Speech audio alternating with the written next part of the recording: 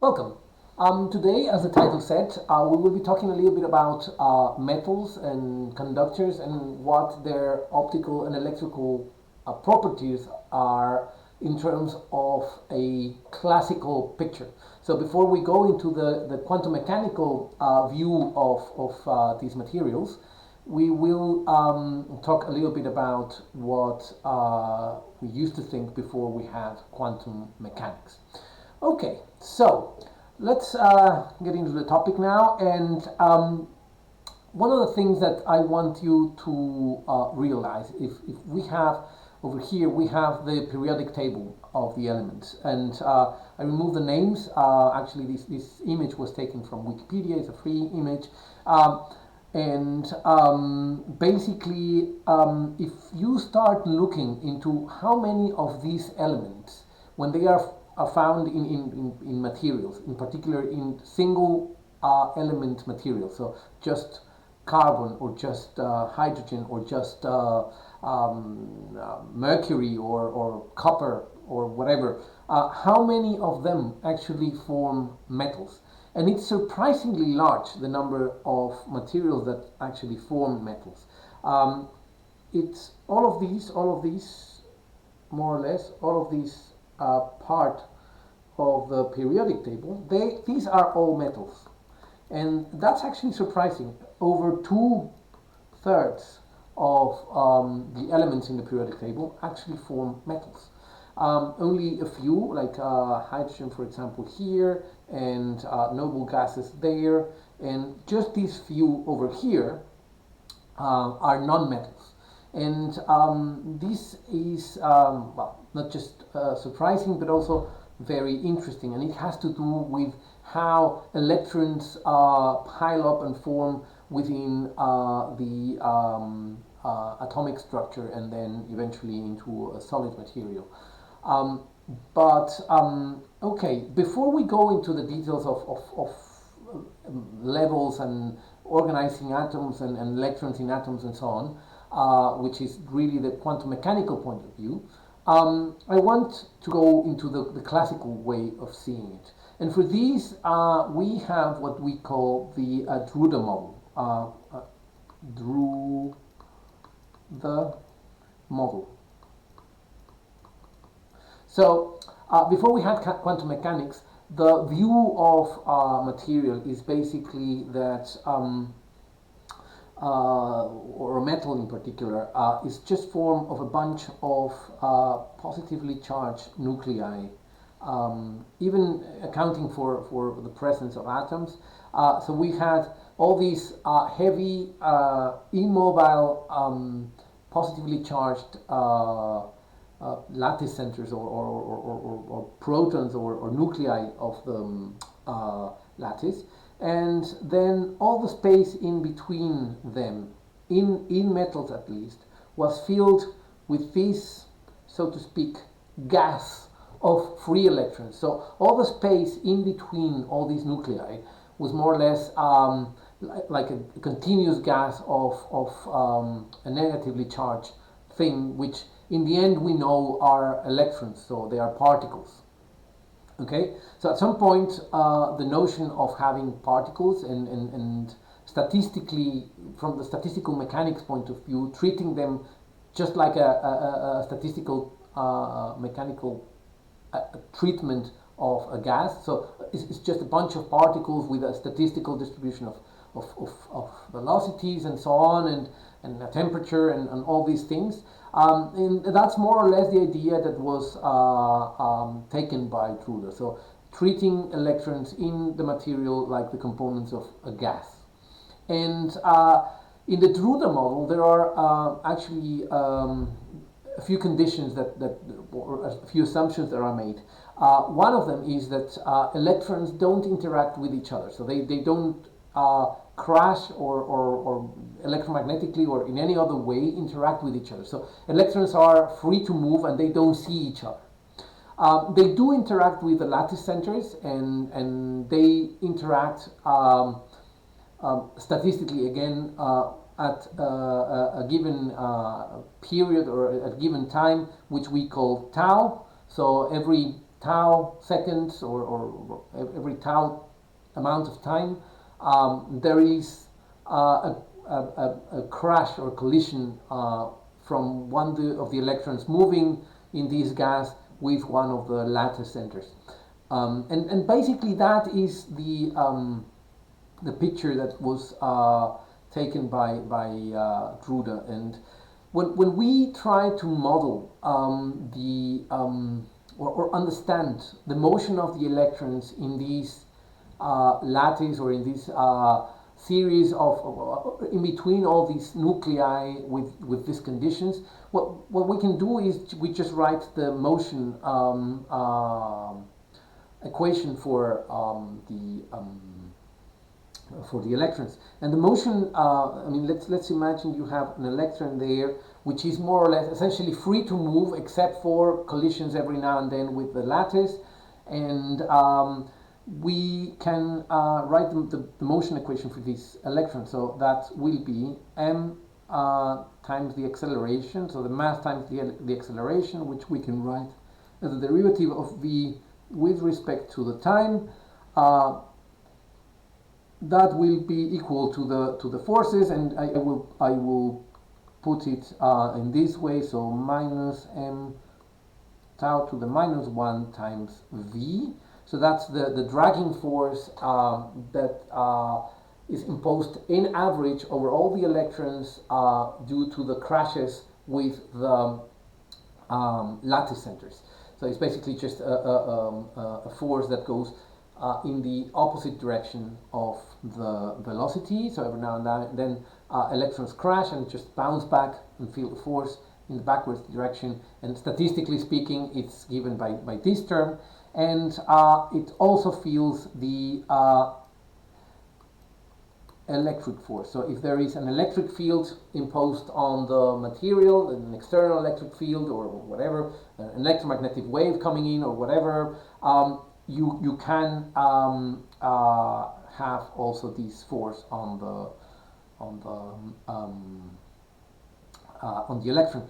And from electromagnetism, we know that the current density vector is given by n, where n is the density of carriers or the density of electrons per unit volume. So it's the number of electrons per unit volume times the electron charge times the velocity of the electrons, or at least the average velocity of the electrons. So if we replace J into the equation we had previously and we rearrange it a bit, what we obtain is the derivative of the current density vector is plus tau to the minus 1 times J will all give us n e squared over m times the electric field. So this is just taking these two equations, combining them and rearranging things a little bit, and that's what we obtain. And this is an equation that comes from the equation of motion of electrons themselves, which are subject to this dragging force due to the crashes with the lattice and the electric field that is externally imposed. So from these we can study many cases. For example, we could think of the current that we have a piece of material, we put a current source, so there's a steady current flowing through the material, and what happens if for example I suddenly disconnect one of the cables, so I suddenly stop the flow of current. And you would think, well, okay, we all know from experience and from probably lab experiments in the past, and from just turning on and off a light bulb, for example, that the current stops pretty much immediately. But in terms of this model, let's see what happens. So this means that if we turn off the electric field or the switch in the circuit, what we do is we eliminate the electric field term. And what we obtain then is that in this case, in this transitory case, the current will follow this equation. So we have this, and we all know that the solution for this equation is J equals some J0, which is an initial current amplitude times an exponential minus t over tau. Okay, so this means that the electrons that are moving there in the material still have some inertia and they keep moving, but they quickly lose their energy by crashing with the lattice centers. And this is a process that happens in this time tau. And just for a reference, tau is usually in the order of 10 to the minus 15 to 10 to the minus 14 seconds, more or less. Just to get kind of feeling, it's in the order of 1 to 10 femtoseconds, 100 femtoseconds maybe. What this means is that the current still, even when I remove the wire, the current still flows for a few femtoseconds. While all the electrons dissipate their energy, their inertia, and everything more or less stops, and the current disappears. Of course, 10 to the minus 15 is a very, very short time compared to our everyday time scales, and that's why the current seems to disappear immediately in the experiment, because it just happens in a time scale of a few femtoseconds. Okay, so this is not the only case we can study. The steady state, of course, the transitory state is one, but the steady state is another one. So what happens if I impose an electric field which is constant? The current flows, and at some point the current will stabilize at certain value. And the question is what happens then? So in that case, what disappears is the first term of the equation. So the derivative is equal to 0, because you establish certain current, and then the current no longer changes. It reaches a value, and that value stays constant. Therefore, the derivative is equal to 0. And in that case, what we obtain is this. So we have tau to the minus 1 j equals n e squared divided by m, the electric field, and from these we can rearrange the equation a little bit and get J equals n e squared over m times tau times the electric field.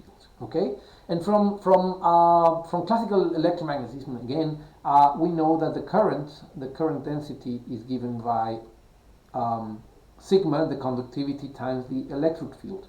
So from these, what we found now is an expression for the conductivity. So this gives us the Drude conductivity, or the DC Drude conductivity.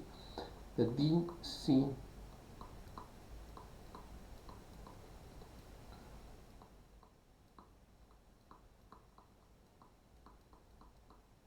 conductivity. Okay, so yeah, from this picture of free electrons moving in between all these in between these lattice centers, we can obtain an expression that gives us the DC conductivity. Okay, so great. So let's move on from here. There is another case which is a bit more general than just the DC case or the transitory case, which is what happens if, for example, we now send an electromagnetic wave onto the material. And by this I mean an oscillating electric field with a given frequency. So if it's the electric field with a given frequency, it will have the form, to first approximation, the electric field will be proportional to e to the minus I omega t. Okay? So if this is the case, what happens with the equation that we had? I'll just copy it from the previous slide. So we have dj dt plus tau minus 1 j equals n e squared over m times the electric field, and I have a minus sign here missing. Okay, great. So, no, sorry, the minus is not there. Okay, so from these, what we obtain is that the derivative with respect to time. I mean, if you think about it, if the only external force acting on the electrons comes at a frequency omega, at a given frequency, the electrons that are there feeling this oscillating electric field will only move at that given frequency. We don't know if the amplitude will be large or small.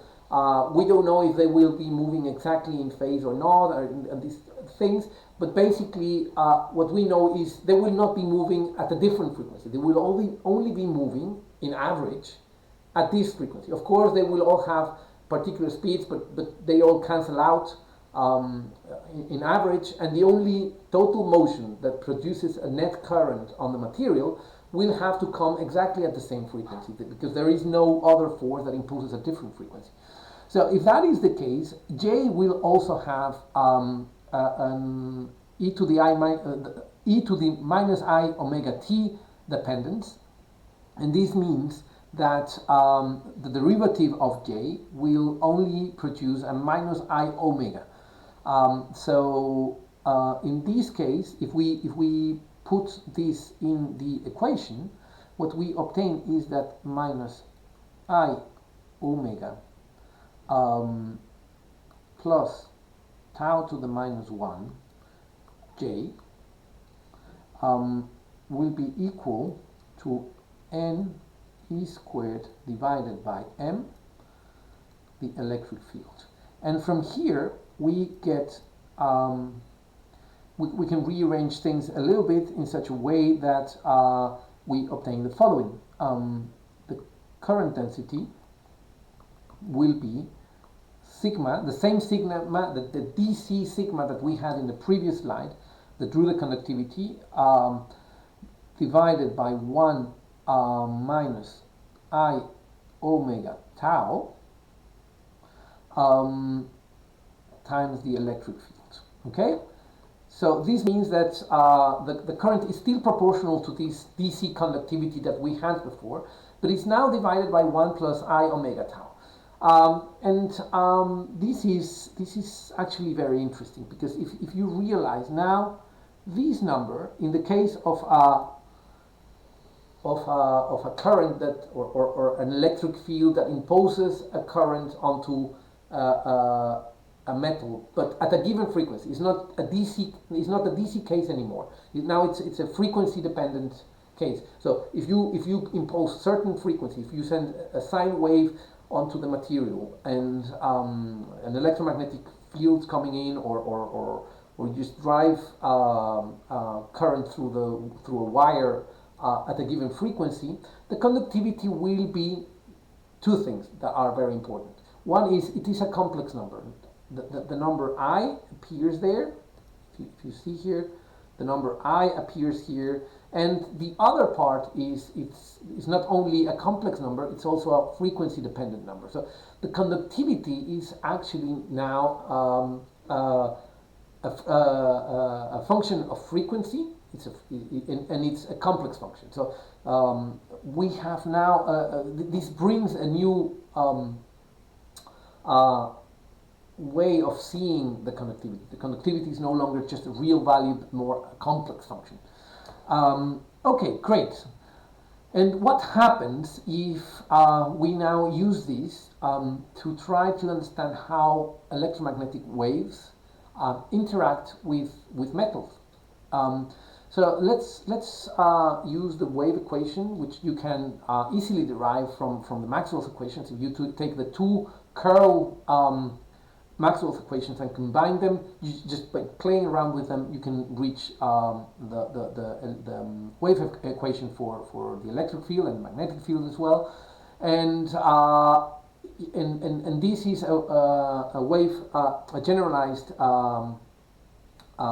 wave equation, which includes the source terms, which in this case will be the current term. So the generalized wave equation is the Laplacian of the electric field equals to 1 over c squared, the second derivative of E with respect to time. And it also has an additional term, which is the source term, which is basically the derivative of the current vector with a constant before.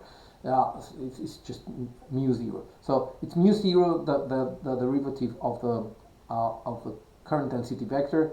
So if we plug this current density vector that we have here in here,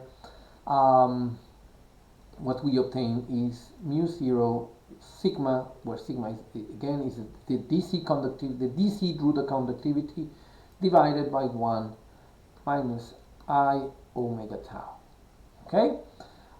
Times the derivative of the electric field with respect to time. Okay? Now, we know the electric field. I mean, we assumed it was a monochromatic wave. Let's write it with a little bit more rigor here. So let's assume the electric field is given by an E0, which is just an initial value or amplitude with direction, and e to the I k z minus omega t. And be very careful here with the notation. It will get a little bit complicated. I'm putting a capital K here. The capital K is, I mean, we are assuming that E is a plane wave and has this form. This is essentially a plane wave, and a plane wave that propagates in the z direction. And K is what we call the K number. Yeah, exactly. The wave number, sorry. But other Ks will appear over the next few calculations, so just keep in mind we will have this capital K, we will have a small k, and we will also have a Greek kappa, so just keep up and don't get confused with the notation, okay? But capital K is the wave vector of this electromagnetic wave that propagates through the material, okay? Great. So first things first. So K from this previous equation will be basically given by, or K squared will be given by omega squared divided by C squared plus I omega mu 0 sigma divided by 1 minus I omega tau. So essentially this is the wave vector, and again we find something that is a bit funny, because the wave vector in the case of an electromagnetic wave propagating through a metal is now a complex number. Again, the imaginary unit appears here twice. So okay. So what do we get from here? Let's assume for a moment that omega is a small value. So the frequency or the period of the electromagnetic field is a long time, or the frequency is small, compared to the time it takes for electrons to crash with the lattice center. So let's assume that is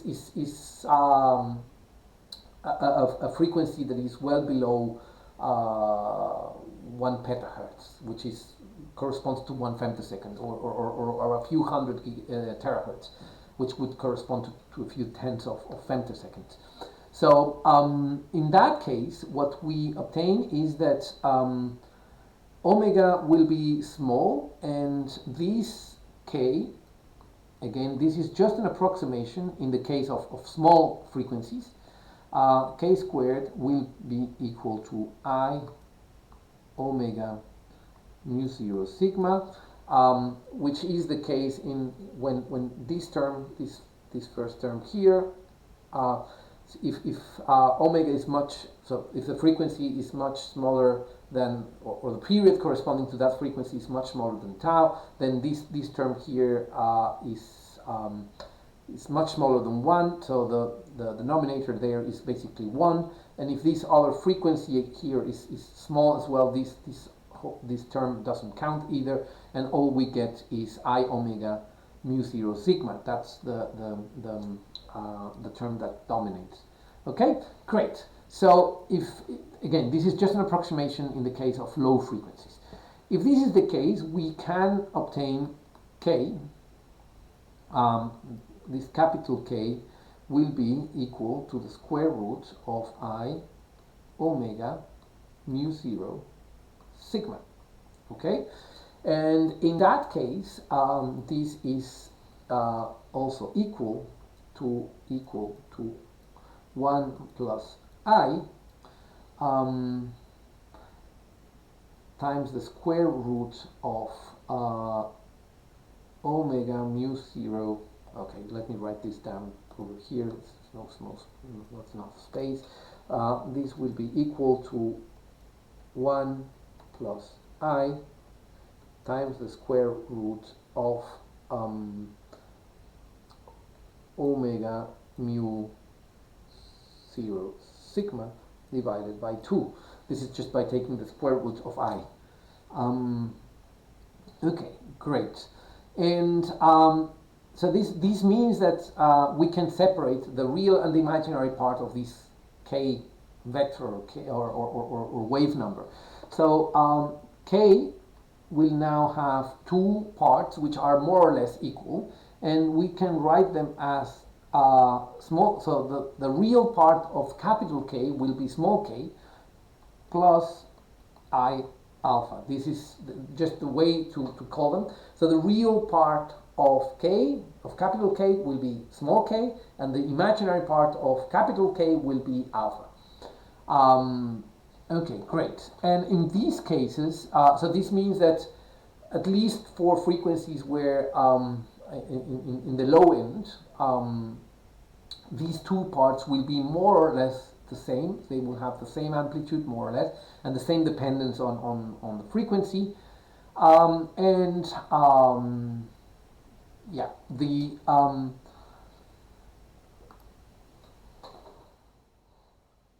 so this means that the wave vector, or the real part of the wave vector, should be approximately equal to the imaginary part of the wave vector, and should be approximately equal to omega sigma mu 0 divided by 2. Again, this is true for only the low frequency end. However, this means that the refractive index of the material will also, which is also related to kappa and alpha, will essentially be will be n approximately equal to kappa. Kappa is now the third K I told you about. This is the imaginary part of the refractive index, because it so happens that the refractive index and the conductivity are related, of course, and the refractive index has also a real and an imaginary part. So all these numbers that we used to think as real numbers turn out to be not just turn out to be complex, and turn out to be frequency dependent. And these will be again approximately equal to sigma divided by 2 omega epsilon 0, and yeah, that's it. That's just by replacing the c that appears there in between. It doesn't really matter. This is the way we can obtain the refractive index of metals in the low frequency end.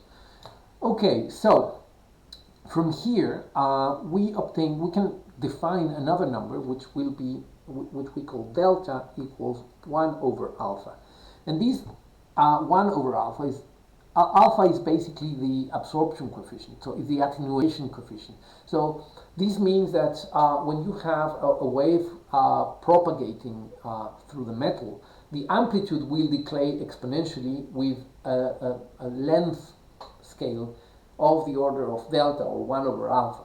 So if 1 over alpha is, let's say, 1 millimeter, this means that the amplitude of the wave will decay, as it propagates through the material, will decay to 1 over e amplitude, so somewhere between one half and 1/3 of the amplitude within this distance of 1 millimeter, for example.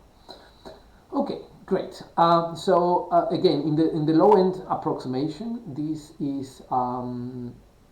can be written as the square root of 2 divided by omega sigma mu 0, or also it could be written as, by replacing the wavelength, the frequency by the wavelength, lambda 0 divided by c pi sigma mu 0. Okay, so this is just expressions, it doesn't really matter, but this delta is a parameter that is very important in many cases, and if you think about it, is something that affects our everyday life, and that you have probably seen.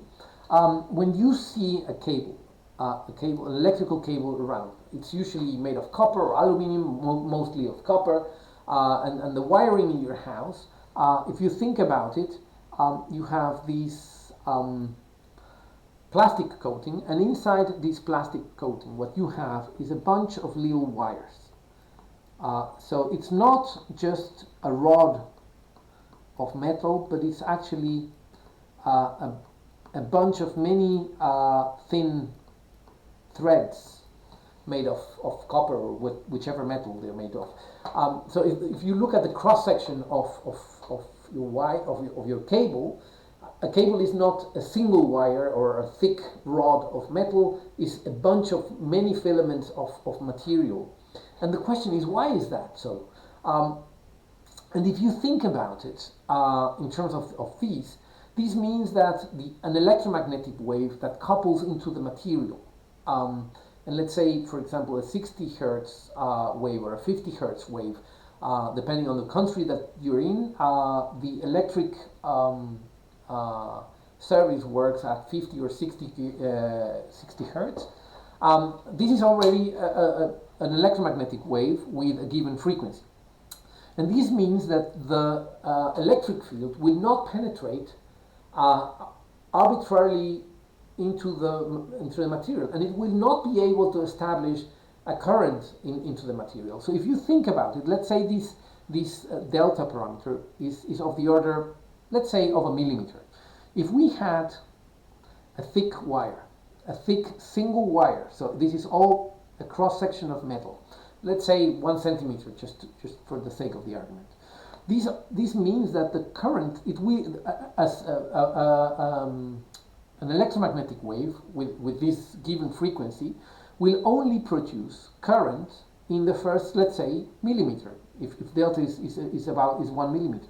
So this means that the only useful part of this cross section will be the first millimeter of the outside of the wire, but the rest of the material, so all this part in here in the core, so all this part that I'm drawing in white here, will not be able to conduct. It will, I mean,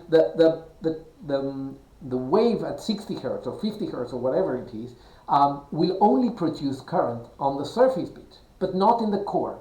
And this is actually an important thing to consider, because a wire will not be as conductive as you would expect from measuring the DC conductivity, because a 60 hertz or 100 hertz or 1,000 hertz wave, it actually the thickness of this delta decays with omega. So the higher the omega, the lower the delta. So this layer gets thinner and thinner as the frequency goes higher. So this means that at high frequencies, or the higher the frequency, the less part of the metal you can actually use to conduct. And that is why we use a cable that is made of many thin wires, because this means that they have lots of surface and you can really use the entire volume of the material to conduct, instead of using just, let's say, the surface and not the core of the material. So this is the reason why cables are made of lots of thin wires.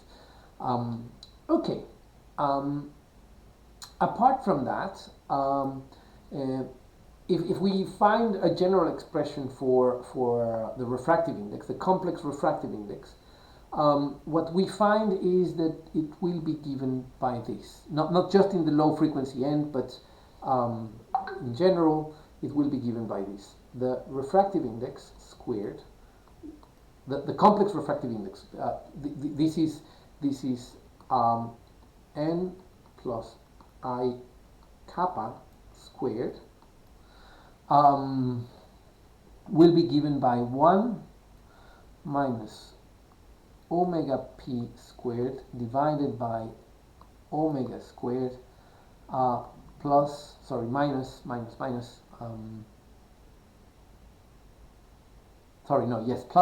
I omega tau minus 1 tau to the minus 1, where omega p is square root of n e squared divided by m epsilon 0, or it's also can be written as mu 0 sigma c squared divided by tau. Okay, it just don't matter too much, but it is important that we consider the fact that this gives us the complex refractive index as a function of the frequency. This parameter here, omega p, is what we call the plasma frequency. Is just rearranging the same constants that we already had in the previous calculations. And reaching this point is not complicated from the previous calculation, so I'll just leave it as a homework. But the interesting thing is this frequency is basically a frequency that defines when the electrons are really reactive or not to the electromagnetic field. And I will explain that in a second. So basically, if you think about an electron, and it's free to move, and you put a slow, almost DC, let's say a very, very slow electromagnetic wave, what will happen is it will basically feel a DC electric field. It will accelerate in one direction until the wave has evolved, and now it flipped sign, and it stops and accelerates in the opposite direction, and it just goes back and forth, and it basically follows exactly the same frequency and the same phase and everything that the electric field. So when the electric field points in this direction, the electron moves in this direction. When it changes sign and points in the opposite direction, then it starts moving in the opposite direction, and it all more or less the current and the electric field basically have the same dependence, and just the amplitude is given essentially by this conductivity. Okay, but in the case when the frequency starts going higher and higher, there will be a point in which the electron will have some inertia. The electron has mass, and it will gain acceleration in one direction, and maybe the electric field, the electric field accelerates in this direction, and maybe the electric field changes too fast because it's high frequency. So the electric field is really changing very fast. So the electron gains some energy, but the electric field has already flipped. However, the electron still has some kinetic energy, so it will take a while to stop and come back. And maybe by then, the electric field will have already flipped again. So the electron will not really have time to accelerate back, and it will already be starting to be pushed back in the same direction.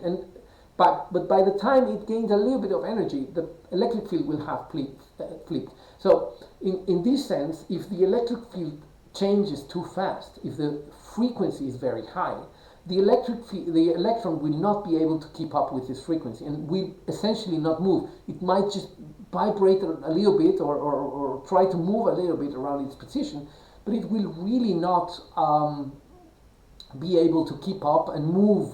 And it's just a matter of inertia, of classical inertia. So if the electron cannot move at the rhythm that the electric field is changing, what the net effect is that the metal will no longer look like a conductor, because you will have electrons that basically just stay in the same position. They will not really produce a current that is measurable.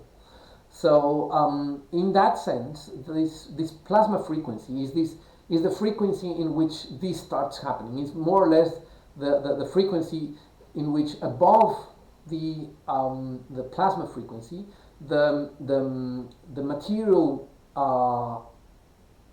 behaves more like a dielectric, and it's really more like transparent. And that's because just the electrons cannot move fast enough, cannot react fast enough, or be accelerated fast enough, and therefore cannot keep up with the electric field. And so the electric field doesn't produce a current, and if a current cannot be established, then what the electric or electromagnetic wave sees is no longer a conductor, but more like a dielectric, a transparent material. So if we make a plot of these, of the real and imaginary part of the refractive index, what we obtain is the following. What we obtain is something that looks like that. If this is the frequency, let's say that's the plasma frequency, which again is this number we have there. What we obtain is that for very low frequencies, the real and the imaginary part, which I will draw in green and yellow. So the real part of the electromagnetic field does something like that. The real part of the refractive index does that, and the imaginary part of the refractive index does something like that. So they are very similar at low frequencies, and then they start separating. They cross each other at the plasma frequency, and basically the imaginary part decays quickly, while the refractive index, the real part of the refractive index, goes to a certain value there. And in addition to that, we have more or less one somewhere around here. So this means that in this region over here, we could even have a refractive index, an n, that is lower than 1. And this means that the phase velocity of the wave could even exceed the speed of light in vacuum.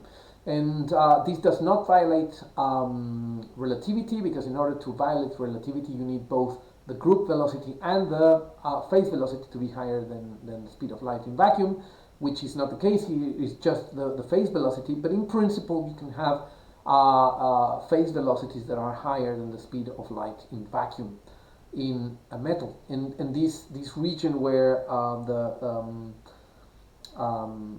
the phase velocity is higher than c is called the anomalous propagation region. It does happen in all the metals, and it happens more or less in the vicinity of the plasma frequency. But the most interesting thing is that we have this dependence in which the imaginary part really goes down. This means that after the plasma frequency, the material becomes more and more transparent, so it starts looking more like a dielectric and less like metal. But in the case of frequencies below the plasma frequency, the metal really behaves like a conductor, and it's basically not transparent, so there's no propagation of the electromagnetic wave through the material.